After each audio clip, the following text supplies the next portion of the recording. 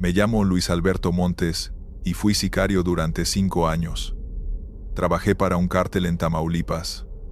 No voy a decir cuál ni dar nombres porque aunque ya salí de eso, hay cosas que es mejor no mencionar. Dejé esa vida hace 2 años. Me fui lejos, cambié de nombre, empecé de cero. Ahora trabajo en construcción en otro estado. Vida honesta, tranquila, pero hay cosas de esos 5 años que no puedo olvidar. Cosas que me despiertan en las noches, sudando. Y no son las personas que maté. Eso lo puedo cargar. Son las otras cosas, las cosas que vi y que no deberían existir. Entré a los 19 años. Mi primo ya estaba adentro. Me ofreció trabajo. Pagaban bien, muy bien. Yo venía de una familia pobre, sin oportunidades. La opción era trabajar en el campo ganando 100 pesos al día, o ganar 5,000 en una noche haciendo un trabajo. Escogí el dinero, así de simple. Mi primer trabajo fue como halcón, solo vigilar, reportar movimientos. Fácil. Después me fueron subiendo. Cobrador, escolta, y finalmente, ejecutor. No voy a decir que me arrepiento porque sería mentira.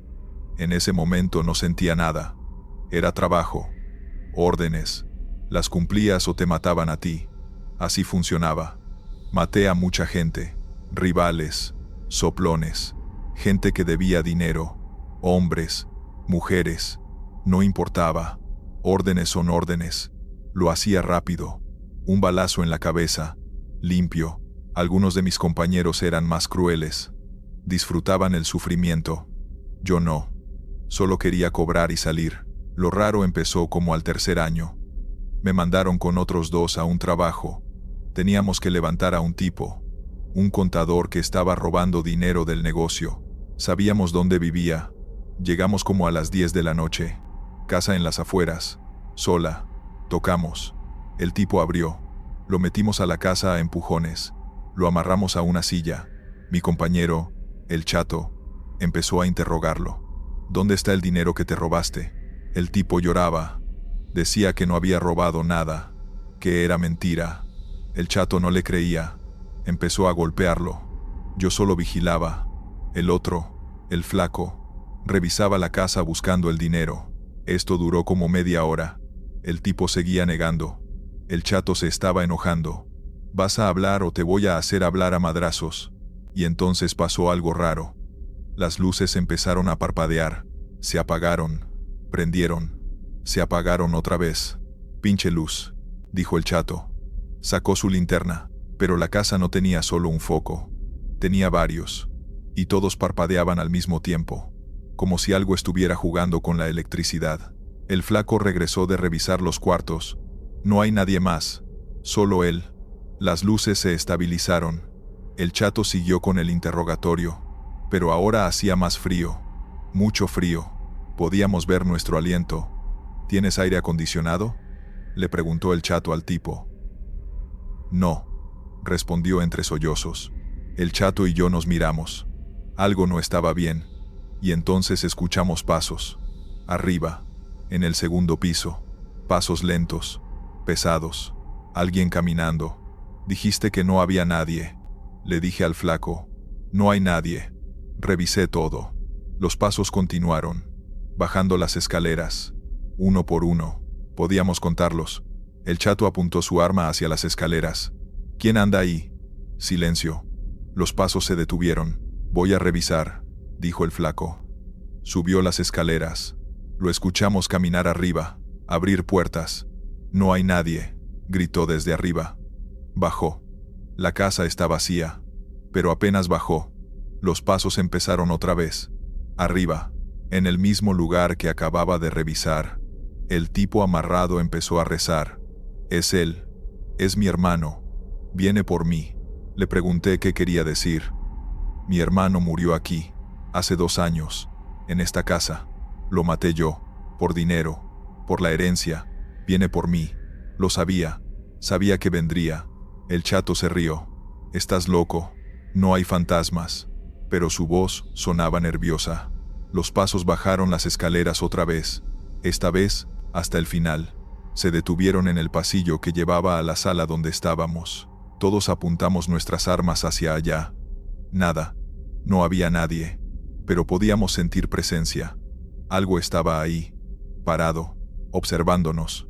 El aire se puso más pesado, más frío. El tipo empezó a gritar. Perdóname hermano. No quería hacerlo. Fue por el dinero. Perdón. Y entonces lo vimos. Una sombra. En el pasillo. Forma humana. Oscura. Más oscura que la oscuridad alrededor. Se movió. Rápido. Hacia nosotros. El flaco disparó. El balazo atravesó la sombra. No le hizo nada. La sombra llegó hasta el tipo amarrado. Lo envolvió. El tipo gritaba. Gritaba como nunca había escuchado gritar a nadie. Un grito de terror absoluto. Salimos corriendo de ahí. Los tres. Dejamos al tipo. A la chingada las órdenes. Corrimos a la camioneta. Arrancamos. Nos fuimos. No hablamos en todo el camino. Cuando llegamos a reportar con el jefe, le dijimos que el tipo había escapado, que nos había agarrado desprevenidos. Nos regañó. Nos bajó el pago, pero no nos mató. Creo que vio en nuestras caras que algo nos había pasado. Algo real. Al día siguiente encontraron al tipo, muerto en su casa.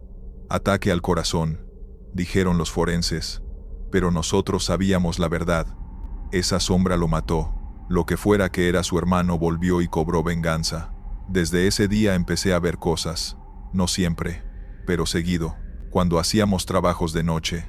Sombras que nos seguían, voces que susurraban nombres. Una vez, cuando ejecutamos a un tipo en un terreno baldío, vi a una mujer parada cerca, vestida de blanco, solo observando. Le dije al chato. Él no veía nada. «Estás paranoico», me dijo. Pero yo la veía claramente. Me miraba, con ojos tristes. Cuando terminamos y nos íbamos, volteé. Ella seguía ahí, parada, mirándonos. Investigué ese terreno después. Años atrás habían encontrado cuerpos ahí, de mujeres, asesinadas. Nunca resolvieron los casos. Y ahora, usábamos ese mismo lugar para tirar cuerpos. Como si el lugar atrajera muerte. Como si la muerte llamara más muerte. Lo peor pasó en mi último año. Me mandaron solo a un trabajo. Tenía que ejecutar a un tipo en su casa. Llegué de madrugada. Entré. Lo encontré durmiendo. Iba a ser fácil. Rápido. Me acerqué con mi arma. Apunté a su cabeza. Y entonces sentí una mano en mi hombro. Una mano fría. Helada. Me congelé. Volteé despacio. No había nadie. Pero la mano seguía ahí, presionando mi hombro. Una voz en mi oído. «No lo hagas». Grave, resonante. Me eché para atrás. La mano desapareció. El tipo despertó. Me vio. Gritó. Debí haberle disparado. Pero no pude. Algo me detuvo. Esa voz. Esa presencia. Salí corriendo. Dejé el trabajo sin terminar. Cuando reporté, dije que la casa tenía vigilancia que no esperábamos. Que era muy arriesgado. Me creyeron. Pero esa noche decidí que ya era suficiente. Que tenía que salir. Porque si seguía, esas cosas que veía me iban a volver loco.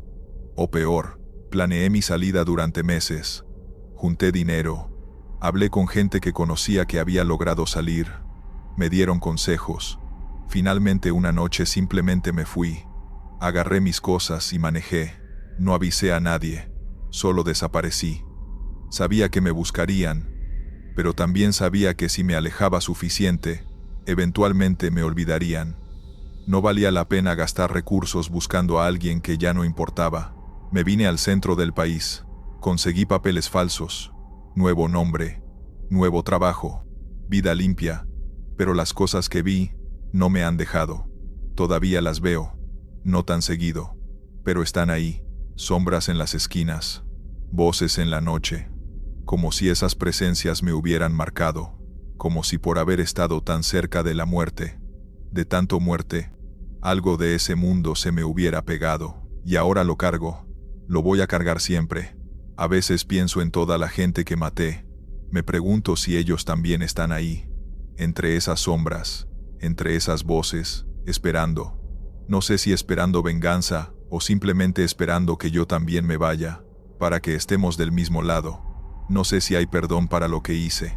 Probablemente no, pero al menos ahora ya no mato, ya no sigo sumando, y trato de vivir cada día como si fuera el último, porque sé que cuando me toque irme, va a haber mucha gente esperándome del otro lado, y no todos van a estar contentos de verme.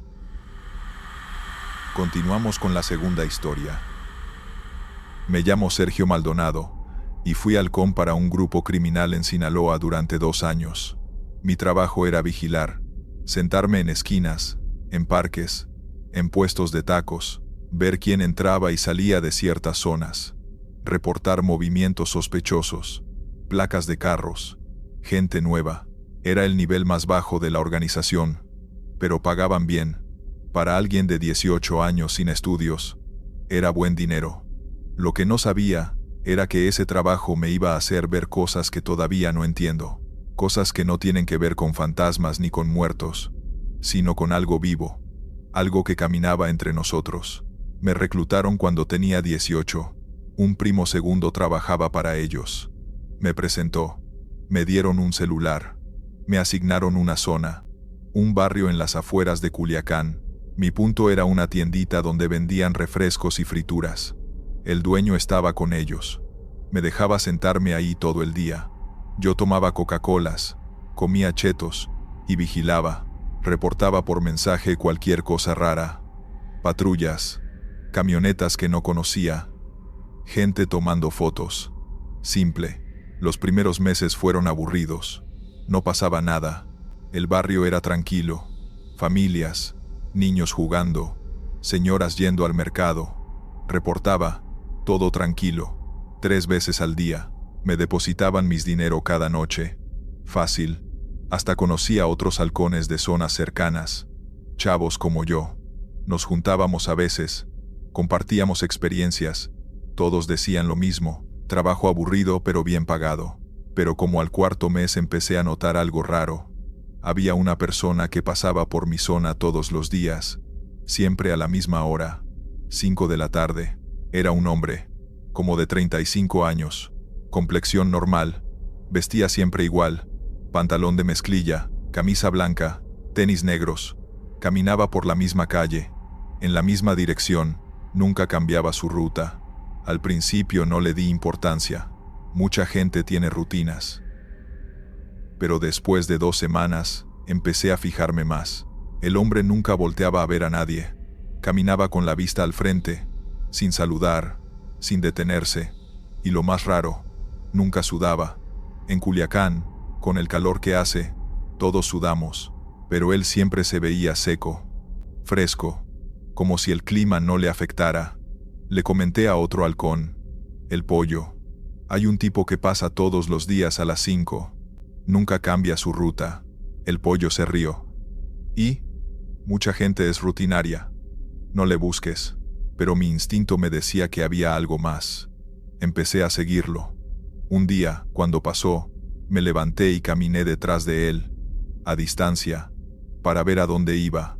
Caminó 6 cuadras, siempre recto. Llegó a un terreno baldío al final del barrio, y ahí simplemente se detuvo. Se quedó parado, viendo hacia la nada. Esperé.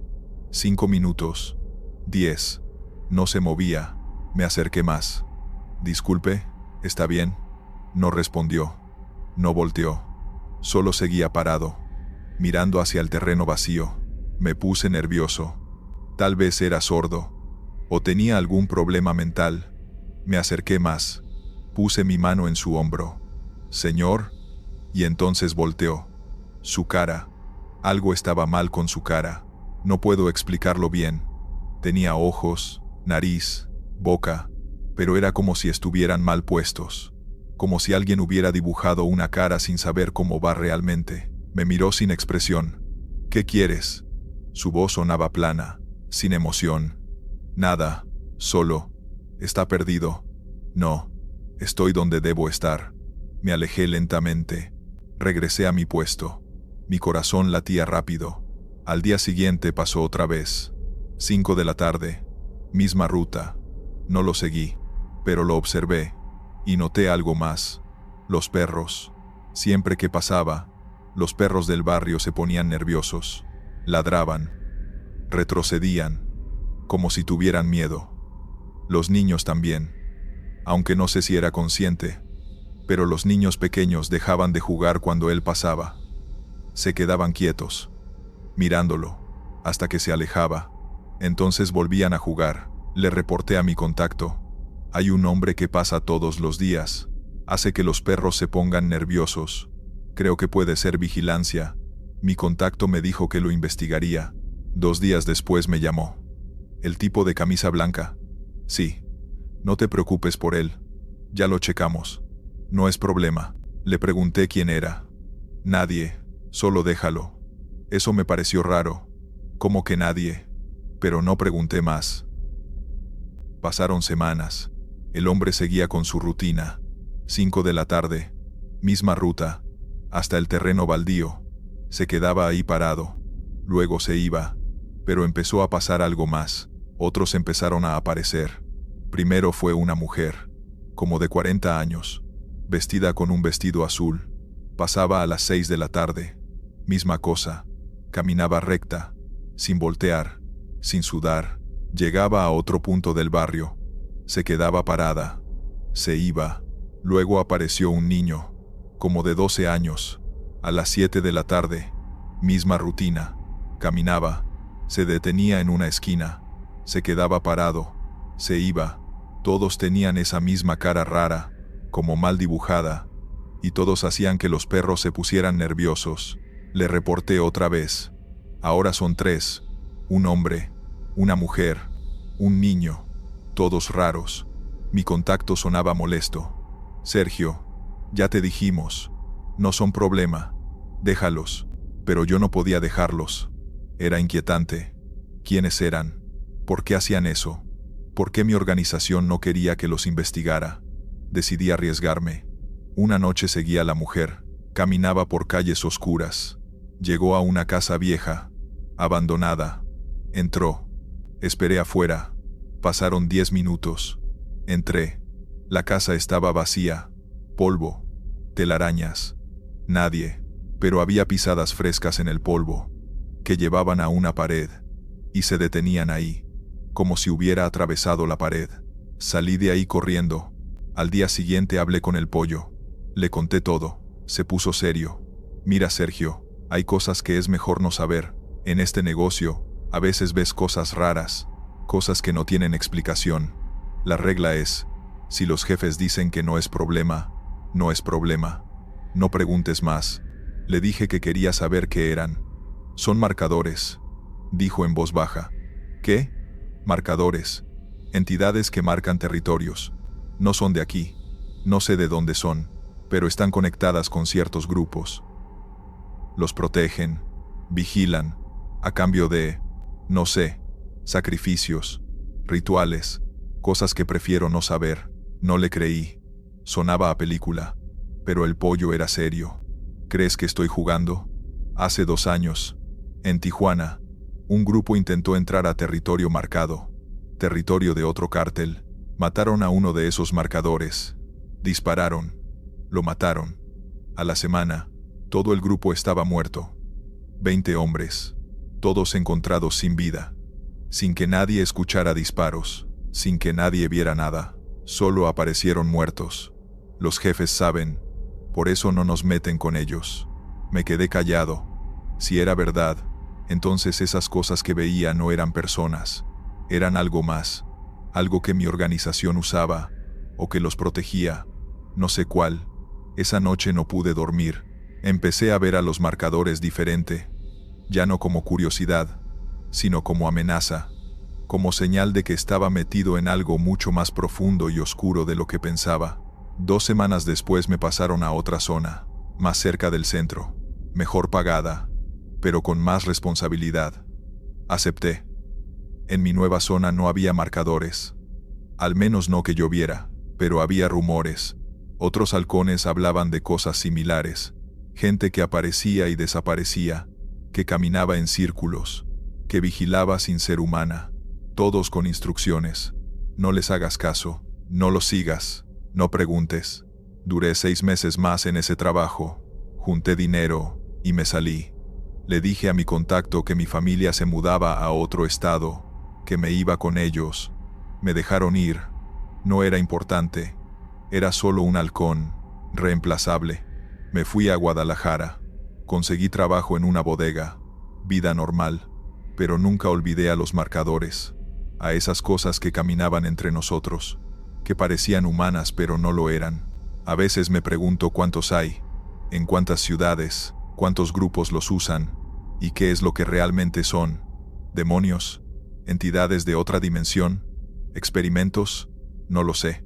Y probablemente nunca lo sabré. Lo único que sé es que el narco no solo maneja drogas y armas. Maneja cosas que no deberían existir. Cosas que la gente normal nunca ve. Porque están entrenadas para no ver, para ignorar, para seguir con sus vidas. Y tal vez es mejor así.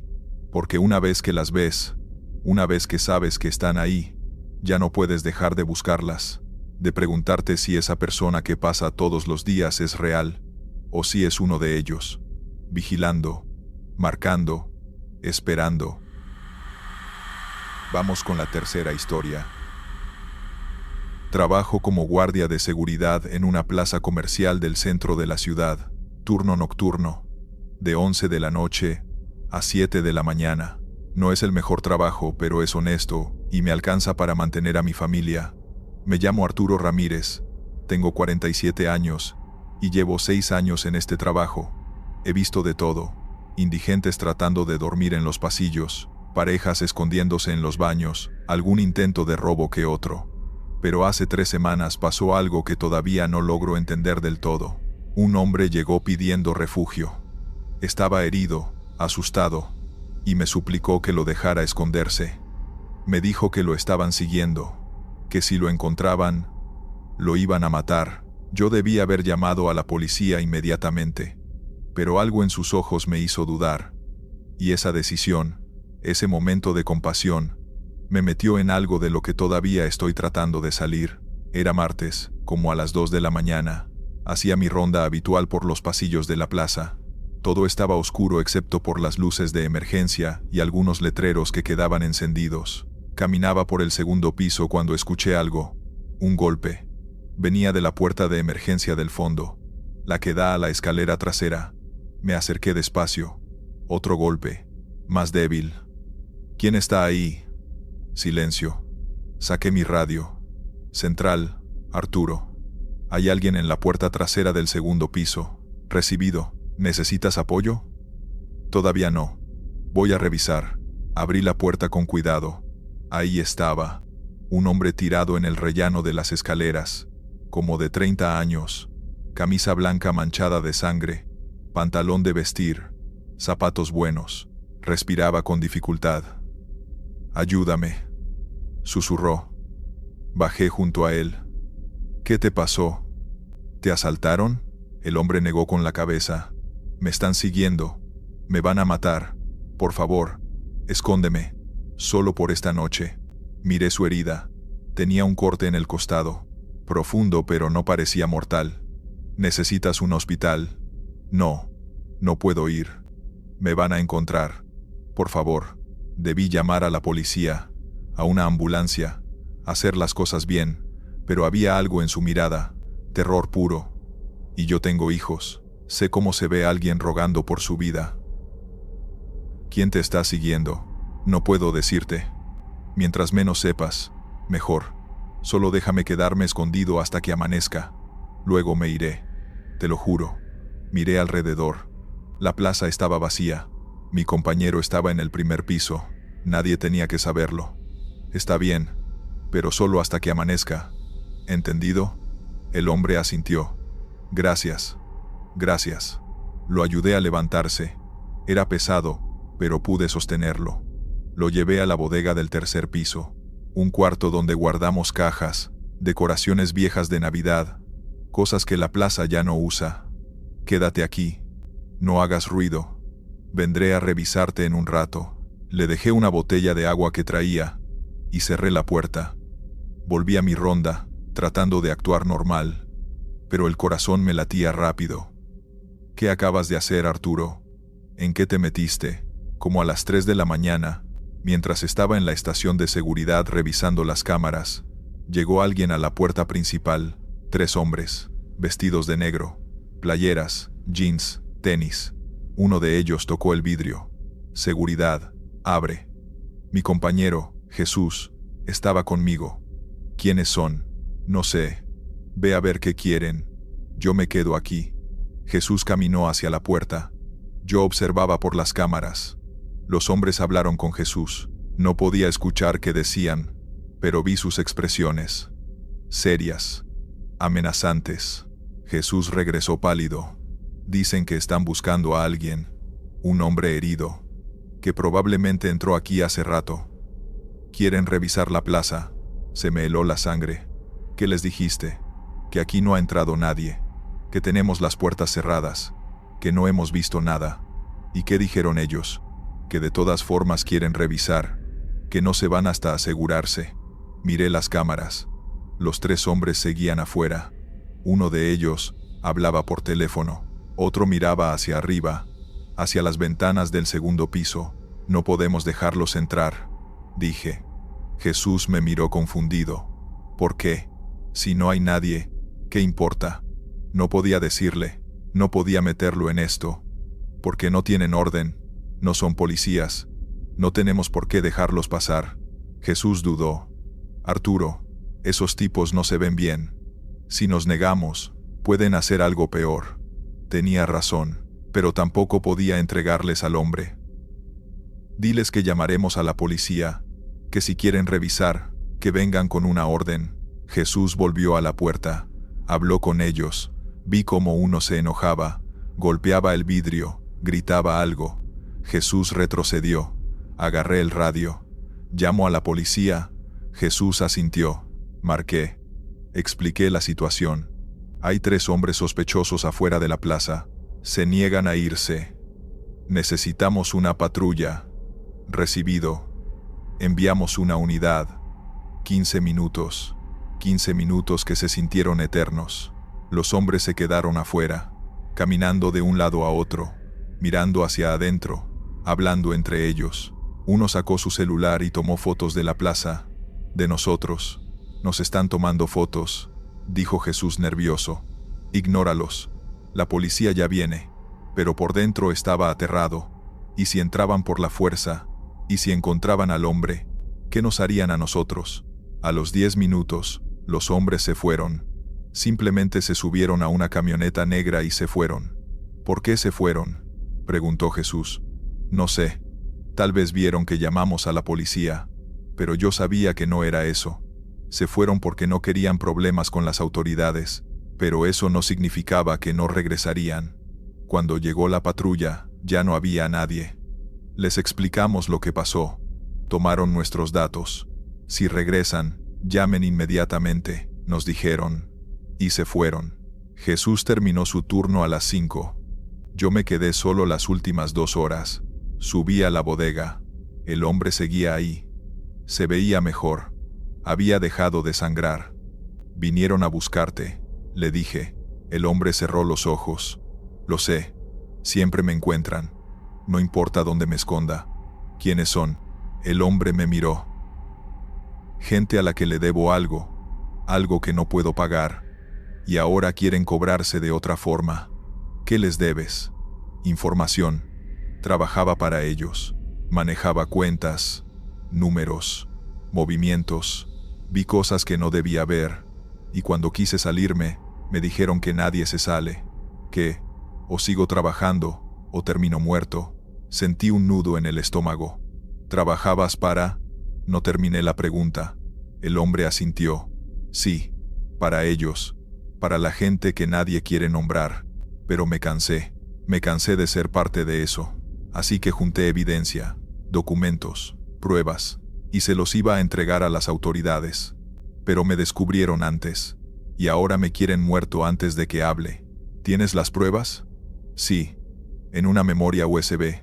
La traigo conmigo. Sacó de su bolsillo una pequeña memoria. Aquí está todo. Nombres, cuentas, operaciones. Suficiente para meter a muchos a la cárcel. Tienes que entregársela a alguien, a la policía, al Ministerio Público. El hombre rió amargamente. ¿A la policía? La mitad trabaja para ellos. ¿Al Ministerio Público? Igual, no confío en nadie.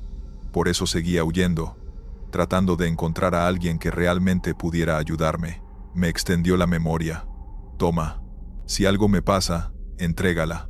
A los medios, a algún periodista, a alguien que la haga pública. Es lo único que importa ahora. No quería tomarla. No quería ser parte de esto. Pero ya lo era. Desde el momento en que lo dejé entrar, agarré la memoria. ¿Y tú? ¿Qué vas a hacer? Voy a seguir corriendo. Es lo único que puedo hacer. Tal vez logre llegar a la frontera. Tal vez no. Pero al menos intenté hacer lo correcto. El hombre se levantó con dificultad. Gracias por ayudarme. Ojalá no te traiga problemas. Salió por la puerta trasera. Lo vi bajar las escaleras y desaparecer en la calle todavía oscura. Los siguientes días fueron normales. No pasó nada. Pensé que tal vez todo había terminado, que el hombre había escapado, que los que lo buscaban se habían rendido, hasta que el domingo, mientras veía las noticias, apareció su foto. Hombre encontrado muerto en las afueras de la ciudad, aparentemente víctima de ejecución. Lo habían encontrado, lo habían matado, y yo tenía la memoria con la evidencia que murió protegiendo. Durante una semana, no supe qué hacer. La guardé escondida. No se la mostré a nadie. Tenía miedo de que si la entregaba, me pasara lo mismo que a él, pero también sabía que no podía simplemente ignorarla. El hombre había muerto intentando hacer lo correcto. No podía dejar que su sacrificio fuera en vano. Así que tomé una decisión. Se la di a un periodista conocido, alguien que había investigado casos de corrupción. Le conté toda la historia. Lo del hombre, lo de la persecución, todo. El periodista publicó la información. Causó un escándalo. Detenciones, investigaciones. Algunas de las personas mencionadas fueron arrestadas. Otras huyeron. Yo di mi testimonio de forma anónima. La plaza reforzó la seguridad. Me cambiaron de turno por un tiempo por precaución. Han pasado 3 semanas desde entonces, y cada noche, cuando trabajo, miro hacia esa bodega del tercer piso, y pienso en ese hombre, en su miedo, en su valentía, en cómo a veces hacer lo correcto puede costarte todo. Y me pregunto si yo habría tenido el mismo coraje de enfrentar a gente tan peligrosa, sabiendo lo que me esperaba. Probablemente no.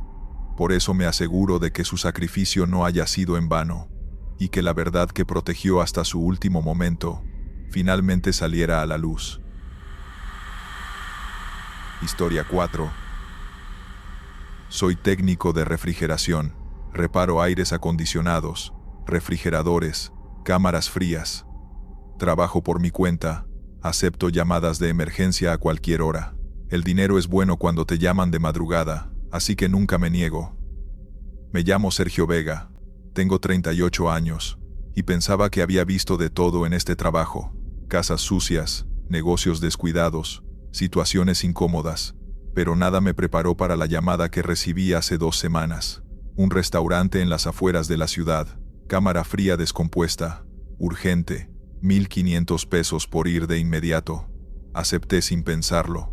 Cuando llegué al lugar, me di cuenta de que ese restaurante no aparecía en ningún mapa, y lo que encontré dentro de esa cámara fría todavía me quita el sueño cada noche. La llamada llegó a las 3 de la mañana. Estaba dormido cuando el celular sonó. Un número desconocido. Bueno, ¿es usted el técnico de refrigeración? ¿Sergio Vega? Sí. ¿Quién habla? Tengo una emergencia. La cámara fría de mi restaurante se descompuso. Tengo producto que se va a echar a perder. Necesito que venga ahora. La voz era de hombre. Mayor, con acento norteño. ¿Dónde está ubicado? Me dio la dirección. Carretera estatal, kilómetro 47. No conozco ningún restaurante por ahí. Es nuevo. Acabamos de abrir. Por favor. Pago bien. 1,500 pesos. Eso me convenció. Voy para allá. Dame 40 minutos. Me vestí, agarré mis herramientas y me fui. La carretera estaba vacía a esa hora. Solo mi camioneta y la oscuridad. Llegué al kilómetro 47. Había un edificio, grande, de un solo piso, con un letrero apagado que decía, Restaurante El Buen Sabor.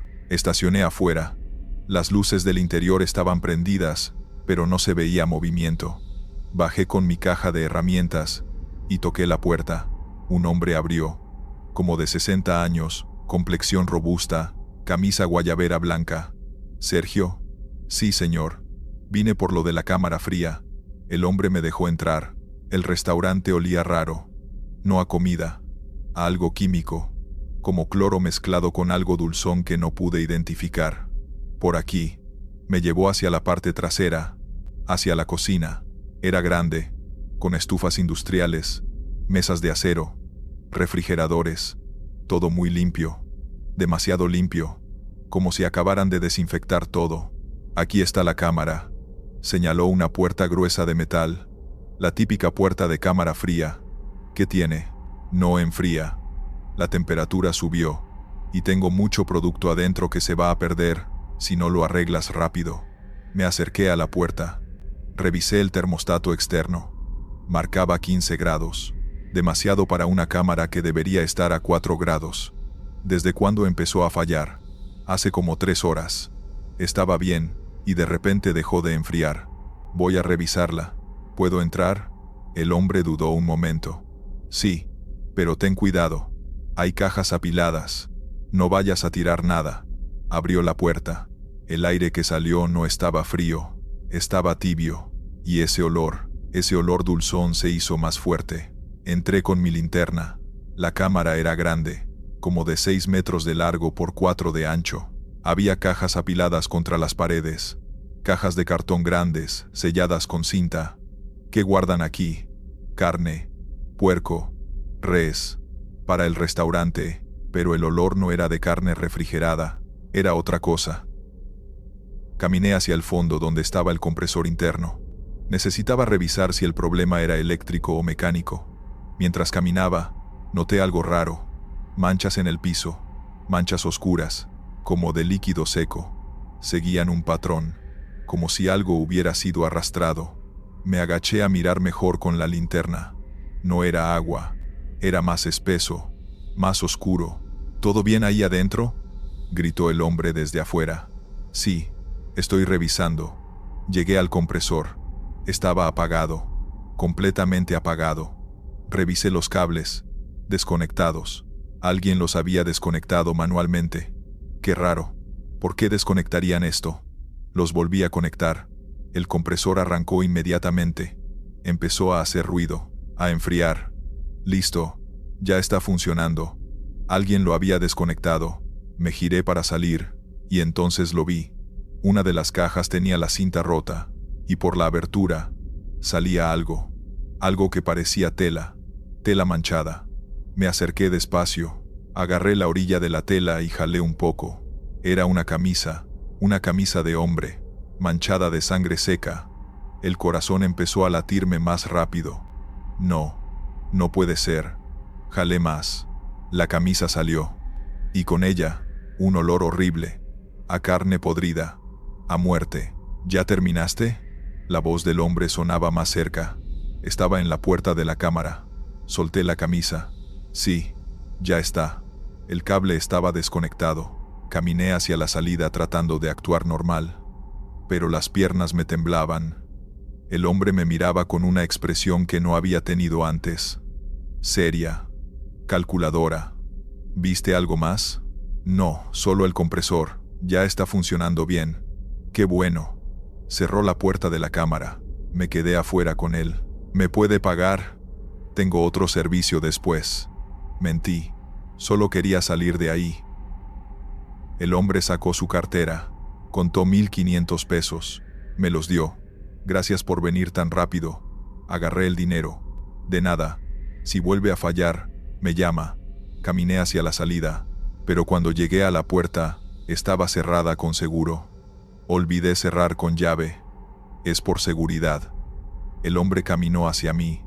Lentamente, sacó una llave del bolsillo. Antes de que te vayas, tengo que asegurarme de algo. ¿De qué? Mi voz sonaba temblorosa. De que no viste nada que no debieras ver. Se paró entre la puerta y yo. Alto, corpulento, bloqueando mi salida. No vi nada, se lo juro. Solo arreglé el compresor. El hombre me estudió. sus ojos fríos, vacíos. Eres malo mintiendo, Sergio. Vi tu cara cuando saliste de la cámara. ¿Viste algo? ¿Qué viste? Nada. De verdad. Solo cables. El hombre suspiró. Es una lástima. Parecías buen técnico. Metió la mano en su bolsillo trasero. No esperé a ver qué sacaba. Tiré mi caja de herramientas contra él. Le dio en el pecho. Trastabilló. Corrí hacia la cocina. Buscaba otra salida. Escuché sus pasos pesados detrás de mí. No hay otra salida, Sergio. Solo haces esto más difícil. Vi una puerta. La abrí. Era una bodega. Sin salida. Maldición. Me giré. El hombre estaba ahí, con un cuchillo en la mano. Un cuchillo de carnicero. Grande. Afilado. No quería hacer esto. Pero no puedes irte sabiendo lo que sabes. Retrocedí hasta que mi espalda tocó la pared. No sé nada. No diré nada. Solo déjeme ir. No puedo arriesgarme. Demasiado está en juego. No sé. Se acercó. Levanté las manos. Por favor. Tengo familia. Hijos. El hombre se detuvo. Yo también tenía familia. Antes de que este negocio me consumiera. Pero ya es muy tarde para arrepentimientos. Vi una lata de aceite en un estante junto a mí. La agarré y se la aventé a la cara. Le dio en los ojos. Gritó. Aproveché y corrí. Pasé junto a él, empujándolo. Cayó. Corrí hacia la entrada. La puerta seguía cerrada. Busqué algo para romper el vidrio. Una silla. La agarré y la estrellé contra la ventana. Se rompió. Empecé a salir por ahí. Sentí una mano agarrarme del tobillo. No te vas a ir. Me jalaba de regreso. Pateé con la otra pierna. Le di en la cara. Soltó. Terminé de salir. Corrí hacia mi camioneta. Abrí la puerta. Arranqué. El hombre salió del restaurante, corriendo hacia mí, con el cuchillo todavía en la mano. Aceleré. Las llantas chirriaron. Salí de ahí a toda velocidad. Miré por el retrovisor. El hombre se quedó parado en medio de la carretera, viéndome alejar. Bajo la luz de mi camioneta alcancé a ver su expresión. No era de enojo, era de resignación, como si supiera que esto iba a pasar eventualmente. Manejé directo a la estación de policía más cercana. Les conté todo. Lo de la llamada, el restaurante, la cámara fría, las cajas, la camisa, el ataque. Mandaron patrullas inmediatamente. Fui con ellos para mostrarles el lugar. Cuando llegamos, el restaurante estaba vacío, completamente vacío. No había muebles, no había equipo, no había cámara fría. Solo un edificio abandonado, polvo, telarañas, como si nadie hubiera estado ahí en años. Aquí no hay nada, dijo uno de los policías, pero yo estuve aquí hace una hora. Todo estaba aquí. La cocina, la cámara, todo. Los policías revisaron el lugar. Encontraron las marcas de mi camioneta afuera, el vidrio roto de la ventana por donde escapé. Eso probaba que alguien había estado ahí. Pero nada más. Tomaron mi declaración. Me dijeron que investigarían, pero en sus caras vi que no me creían del todo. Volví a mi casa temblando. No dormí el resto de la noche. Al día siguiente revisé el dinero que me había dado. Los billetes eran reales, viejos, arrugados, pero reales. Eso había pasado, no lo imaginé. 2 días después, las noticias reportaron el hallazgo de varios cuerpos en un terreno baldío a 50 kilómetros de donde estaba ese restaurante. Cuerpos que habían estado ahí por meses, algunos identificados, otros no, todos con señales de violencia. La policía decía que podría ser obra de un grupo criminal, que estaban investigando. Nunca supe quién era ese hombre, nunca supe qué había realmente en esas cajas, y aunque parte de mí quiere creer que todo fue una pesadilla, sé que no lo fue, porque todavía tengo los 1,500 pesos, todavía tengo las marcas en mi tobillo donde me agarró, y todavía, cada vez que abro una cámara fría para repararla, siento ese mismo olor dulzón y químico, y me paralizo por un segundo, temiendo encontrar otra vez algo que no debería estar ahí. Continuamos.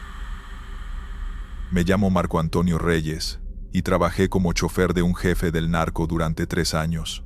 No voy a decir su nombre ni el estado exacto, solo diré que fue en el norte. Mi trabajo era manejar, llevarlo a donde necesitara. Juntas, negocios, casas de seguridad. Era un trabajo relativamente seguro. No me metía en lo pesado, solo manejaba. Pagaban muy bien, como 20,000 a la semana, más bonos. Vivía bien, pero hubo algo que pasó en mi último mes que me hizo renunciar.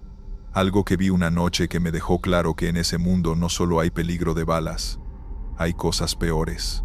El jefe se llamaba simplemente el compa. Así le decía a todo mundo. Era un hombre de unos 50 años, serio, calculador, violento cuando necesitaba serlo, pero conmigo siempre fue decente. Sabía que yo solo era el chofer, que no me metía en nada. Me respetaba eso. Yo manejaba una Suburban blindada, negra, vidrios polarizados. El compa siempre iba atrás, yo adelante. A veces llevábamos seguridad, otros carros con gente armada, pero muchas veces él prefería ir discreto, solo él y yo. Decía que llamaba menos la atención. Una noche, como a las 11, me llamó. Ven por mí, tengo que ir a un lugar. Llegué a su casa, se subió. Traía ropa normal, jeans, camisa, sin joyas, sin nada llamativo. Vamos a Las Flores, me dijo. Las Flores era un rancho como a 1 hora de la ciudad, en medio de la nada. Sabía dónde quedaba. Había ido antes. Ahí tenían un lugar donde guardaban mercancía, drogas, armas, lo que fuera. Arranqué. Salimos de la ciudad. El camino era carretera pavimentada pero oscura, sin luces, solo mis faros. El compa iba callado atrás, viendo su celular. Como a la media hora me habló. Cuando lleguemos, te quedas en el carro. Voy a entrar solo, no tardaré. Le dije que sí. Era raro que fuera solo, pero no pregunté. No era mi lugar preguntar.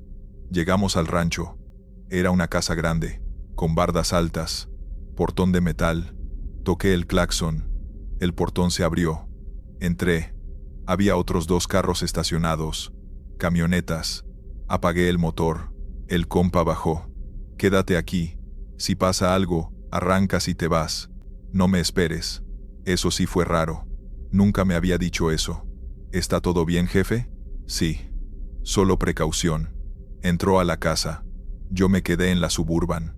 Prendí el radio bajito. Esperé. Pasaron como 20 minutos. Todo tranquilo. Y entonces, escuché un grito. Venía de la casa. Un grito de hombre. Fuerte. De dolor. Se me erizó la piel. Otro grito.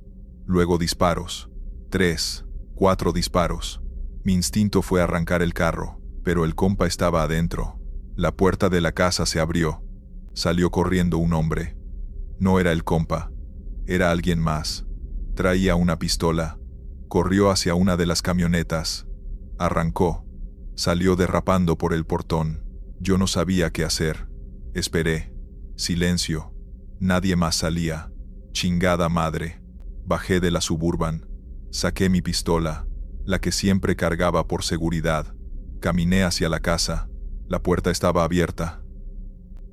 «Jefe», grité. Nada. Entré. El interior estaba oscuro. Solo una luz en el pasillo. Caminé despacio. Llegué a una sala grande. Había 2 cuerpos en el piso. Hombres. Muertos. Ninguno era el compa. Seguí. Pasillo largo. Más cuartos. En uno de ellos encontré al compa. Estaba parado, viendo hacia abajo, a otro cuerpo. Un hombre mayor, también muerto. «Jefe, ¿está bien?» Más cuarto. Se volteó. Su cara estaba pálida. «Sí. Vámonos». «Ya». Salimos rápido. Nos subimos a la Suburban. Arranqué. Salí del rancho. El compa no decía nada. Solo miraba por la ventana. Como a los 10 minutos de camino, habló. Ese hombre era mi compadre, mi socio de hace 20 años. Me estaba traicionando, vendiendo información. Tenía que encargarse. Le dije que entendía. Seguimos en silencio, pero entonces pasó algo extraño. El carro empezó a jalonear, como si se fuera a apagar. Revisé el tablero. Todo normal.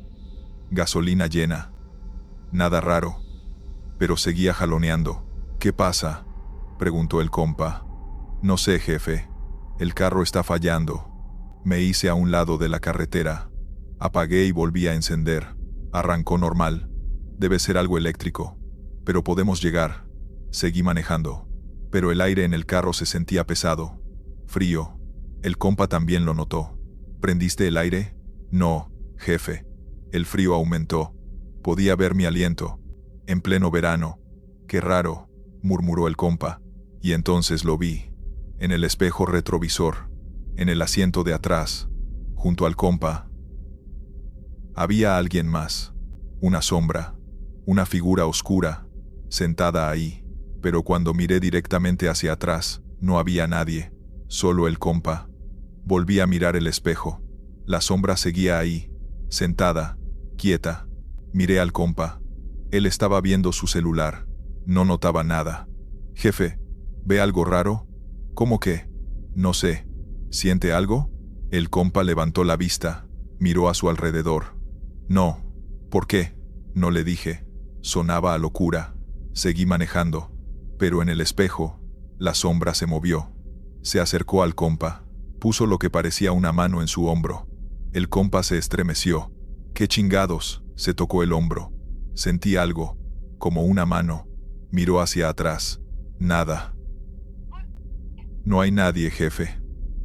Pero los dos sabíamos que algo estaba mal. Muy mal. El compa sacó su pistola. Apuntó hacia el asiento vacío. Si hay alguien aquí, más vale que se identifique. Silencio.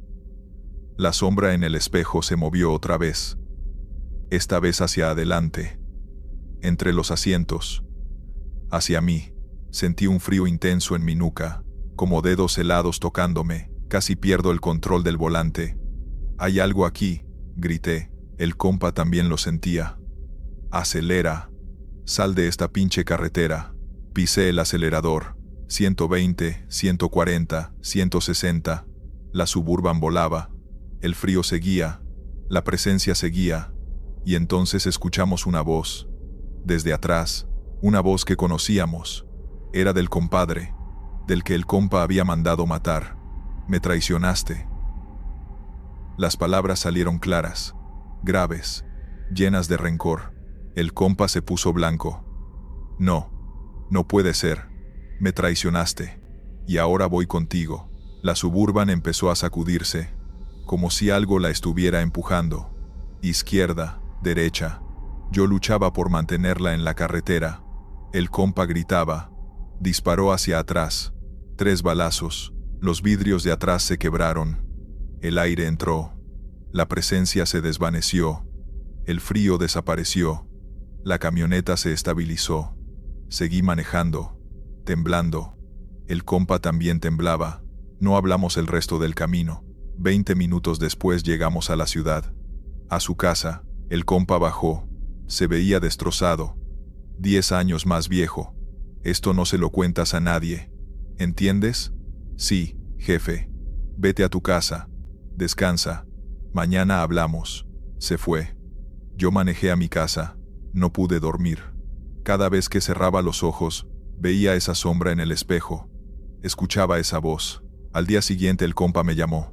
«Voy a darte un mes de vacaciones. Pagadas. Necesitas descansar». Yo también. Le agradecí. Ese mes decidí que no volvería. Renuncié por mensaje. Le dije que había conseguido otro trabajo, que agradecía todo, pero necesitaba cambiar. Me respondió: «Entiendo. Suerte». Y eso fue todo. No me buscó. No me amenazó. Creo que él también entendía que después de esa noche, nada volvería a ser normal. Me enteré meses después que el compa había dejado el negocio, que se había retirado, que vivía en un rancho alejado, solo. Dicen que nunca fue el mismo después de esa noche. Yo tampoco fui el mismo. Ahora trabajo en una empresa de logística. Manejo trailers. Vida normal, legal, pero hay noches, cuando manejo solo en carreteras oscuras, que miro el espejo retrovisor y me da miedo ver algo ahí, algo que no debería estar, porque aprendí que en ese mundo Los muertos no se van tranquilos, no cuando los matan traicionados, no cuando mueren con rencor. Se quedan, esperando, buscando venganza, y no importa qué tan blindado esté tu carro, o qué tan armado vayas, no hay protección contra eso. El compa mató a su compadre, y su compadre volvió, aunque fuera por un momento, lo suficiente para dejarle claro que la traición tiene precio, y ese precio se paga, si no en vida, después. Por eso salí, porque vi lo que pasa cuando cruzas ciertas líneas, cuando haces ciertas cosas. No solo la ley te persigue, hay algo más, algo que no se puede sobornar, que no se puede matar, que solo espera, hasta que llegue tu momento, y entonces cobra, de maneras que nunca imaginaste. Gracias por escuchar. Estos fueron los relatos. Suscríbete, deja un like y dime si te gustaron las historias de hoy. Nos vemos pronto.